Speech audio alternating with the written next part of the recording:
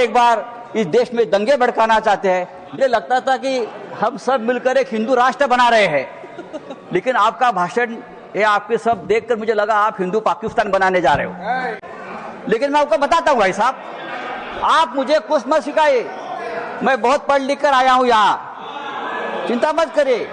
मैं हिंदुत्व भी पढ़ा हूँ और सब कुछ पढ़ा हूँ, और आप अभी नए मुल्ला बन गए हो हिंदुत्व के।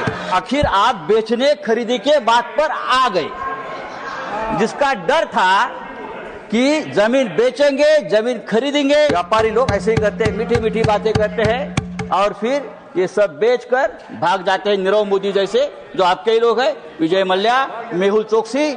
मुसलमानों के महाराष्ट्र में मुसलमानों के मटन के दुकान से आप मीट मत खरीद लीजिए, मुसलमान देशद्रोही है, टेररिस्ट है, बटेंगे तो कटेंगे। अभी आप लोग मुसलमानों की संपत्ति की चिंता कर रहे हो। इतनी चिंता हो रही है कि मुझे डर लगने लगा है, और मुसलमान भी डरे, हिंदू भी डरे कि इतनी चिंता गरीब मुसलमानों की क्यों हो रही है। रिजू जी, मैंने आपका भाषण सुना, तो ये असली मुद्दा जो है उसी दिन आपने ये बिल लेकर आए हो, उसी दिन डाइवर्ट करने के लिए, उसी दिन। सर, आज आप बहुत खुश दिख रहे हो, बहुत प्रसन्न भी हो, खुश रहो। मैं खुशी रहता हूँ और आपको देखकर और खुश हूँ। सर मैं देख रहा हूं कल से दोनों सदनों में गरीब मुसलमानों की बहुत चिंता हो रही है। अचानक इतनी चिंता हो रही है कि मुझे डर लगने लगा है, और मुसलमान भी डरे, हिंदू भी डरे हैं कि इतनी चिंता गरीब मुसलमानों की क्यों हो रही है। रिजू जी, मैंने आपका भाषण सुना, फिर गृह मंत्री जी का भाषण सुना। मुसलमानों की इतनी चिंता बैरिस्टर जिन्ना भी नहीं करते थे। बैरिस्टर मोहम्मद अली जिन्ना ने भी कभी इतनी चिंता मुसलमानों की नहीं की थी, वो आप कल से कर रहे हो। मुझे तो लगा कि बैरिस्टर जिन्ना का कब्र से आत्मा उठकर अपने शरीर में घुस गया। ऐसा मत करो। हमें पहले लगता था कि हम सब मिलकर एक हिंदू राष्ट्र बना रहे हैं, लेकिन आपका भाषण ये आपके सब देखकर मुझे लगा आप हिंदू पाकिस्तान बनाने जा रहे हो। ये सर, जिस तरह से ये आपने ये बिल जो आप लेकर आए हैं, ये लोगों का ध्यान भटकाने की एक रणनीति है। कल ही प्रेसिडेंट ट्रंप ने हिंदुस्तान के ऊपर 26% टैरिफ का आक्रमण किया, पूरा सबको डुबा दिया। तो ये असली मुद्दा जो है उसी दिन आपने ये बिल लेकर आए हो, उसी दिन डाइवर्ट करने के लिए, उसी दिन चर्चा होनी चाहिए थी कि ये बिल जो प्रेसिडेंट ने, जो ट्रंप ने जो टैरिफ लगाया, उसे हमारे देश के ऊपर क्या प्रभाव पड़ेगा, हमारी अर्थव्यवस्था गिरेगी, हमारा रुपया गिरकर मर जाएगा। ऐसी बहुत सी बातों का जो ध्यान जनता सोच रही थी, तो आपने ध्यान हटा दिया और हिंदू मुसलमान के मुद्दे पर वापस आपने ध्यान लाकर दिया। जब भी बेरोजगारी, महंगाई, आर्थिक मुद्दे आते हैं तो आप इस प्रकार के धार्मिक मुद्दे लेकर आते हो और 2 दिन, 4 दिन, 5 दिन चर्चा आप कर लेते हो। सर, गरीब मुसलमानों की बात आप लोग कर रहे हो, करोड़ों गरीब मुसलमानों के हित की बात आप कर रहे हो। आपको मुसलमानों की चिंता कब से होने लगी?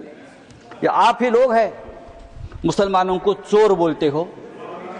आप ही लोग हैं मुसलमान आपकी जमीन छीन लेंगे, आपके गले का मंगलसूत्र खींच लेंगे, आपके गाय बैल उठाकर लेके जाएंगे। मुसलमानों के महाराष्ट्र में मुसलमानों के मटन के दुकान से आप मीट मत खरीद लीजिए, मुसलमान देशद्रोही है, टेररिस्ट है, बटेंगे तो कटेंगे।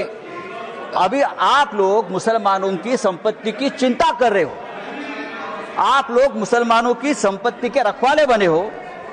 लेकिन मैं आपको बताता हूं भाई साहब, आप मुझे कुछ मत सिखाइए, मैं बहुत पढ़ लिख कर आया हूं यहाँ, चिंता मत करिए। मैं हिंदुत्व भी पढ़ा हूं और सब कुछ पढ़ा हूं, और आप अभी नए मुल्ला बन गए हो हिंदुत्व के।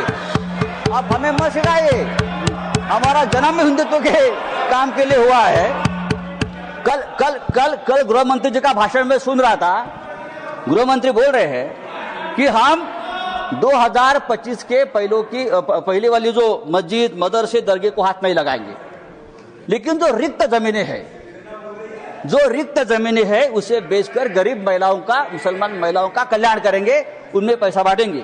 रिक्त जमीनें तो आखिर आप बेचने खरीदी के बात पर आ गए। जिसका डर था कि जमीन बेचेंगे, जमीन खरीदेंगे, या ये जो आपका मूल उद्देश्य है बिजनेस, व्यापार, उसके ऊपर आए, आप चुप नहीं बैठेंगे, आप जमीन बेचकर ही रहेंगे।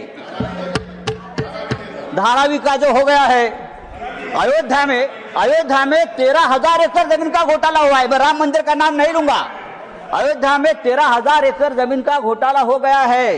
केदारनाथ में 300 किलो सोना गायब हो गया है। आप हमारे हिंदू धर्म की जमीन का रक्षा नहीं कर पा रहे हो, अभी आप मुसलमानों की जमीन की रक्षा करने की बात कर रहे हो। सर, डिफेंस की जमीन आपने बेच दी अयोध्या में, किसको बेच दी? तो आपका पूरा ध्यान जो है, ये जो 2 लाख करोड़ की जमीन है प्राइम लोकेशंस, वो किसको देने वाले हैं आप? या तो खरीदने वाले एक ही, बेचने वाले भी 2 है, खरीदने वाले भी 1 है। तब अगर आपको जमीन की चिंता है, अगर आपको जमीन की चिंता है तो हमारे कश्मीर पंडित ही है। अब कश्मीर के हमारे पंडित भाई है, 40,000 कश्मीरी पंडित की अब तक जमीन नहीं मिली है, घर नहीं मिला है। आप उनकी चिंता करो, उनकी घर वापसी नहीं हुई है कश्मीरी पंडितों की, आप उनकी चिंता करो। सर, लद्दाख में चाइना घुसकर हमारे जमीन पर कब्जा कर बैठा है, 40,000 वर्ग किलोमीटर। आप हमारे चाइना के जो कब्जे में जमीन है, आप उसकी चिंता करो। आप हाँ दीजिए, हम रक्षा करेंगे, हमारा देश है। तो ये जो आपने एक बिल लाया है संजय जी, ये जो आपने बिल लाया है, वो आपका उद्देश्य साफ नहीं है। आप वो जमीन का व्यवहार करना चाहते हैं। अभी तो बड़ी बड़ी बातें, मीठी मीठी बातें आप करते हो, लेकिन आप व्यापारी लोग हो। व्यापारी लोग ऐसे ही करते हैं, मीठी मीठी बातें करते हैं और फिर ये सब बेचकर भाग जाते हैं। नीरव मोदी जैसे जो आपके ही लोग हैं, विजय मल्ल्या, मेहुल चोकसी भाई साहब। तो मैं आपको बोल रहा हूँ, ये जो बिल लाया है, thank you Sanjay ji, thank you. ये बिल हमारे समाज के हित में नहीं है, हमारे देश के हित में नहीं है। आप फिर एक बार इस देश में तनाव पैदा करना चाहते हैं, फिर एक बार इस देश में दंगे भड़काना चाहते हैं, लेकिन आप ये धंधे बंद करो। धन्यवाद। खबरों में बने रहने के लिए फोरम 4 को सब्सक्राइब करें और नोटिफिकेशन पाने के लिए बेल आइकन दबाएं।